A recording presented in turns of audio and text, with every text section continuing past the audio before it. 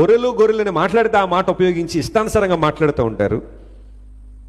లాభం పొందిందంతా దేవుని బిడ్డల ద్వారా, ప్రయోజనం పొందిందంతా కూడా దేవుని ప్రజల ద్వారా.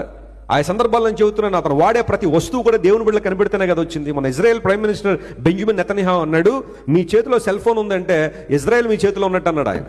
ఎందుకంటే ఫస్ట్ సెల్ ఫోన్ వాళ్ళే డెవలప్ చేశారు. ఈనాటికి కూడా చాలా సాఫ్ట్వేర్స్ వాళ్ళే డెవలప్ చేసి ప్రపంచానికి ఇస్తూ ఉంటారు. వ్యాక్సిన్స్, మెడిసిన్స్, అగ్రికల్చర్, కన్సల్టెన్సీ అన్నీ కూడా దేవుని ప్రజల ప్రపంచంలో లాభకరంగా ఉంటే, ఈ సగం తెలిసి సగం తెలియకుండా గొర్రెలని హేళన చేస్తా వాళ్ళని.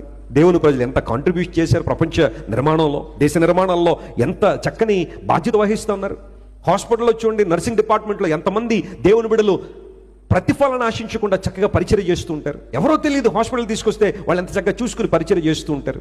ఎక్కడి నుండి వచ్చింది ఈ స్ఫూర్తి, ఎక్కడి నుంచి వచ్చింది ఈ ప్రేరణ అంటే, యేసుప్రభువు కదా చెప్పింది, నిన్ను వలని పొరుగువారిని.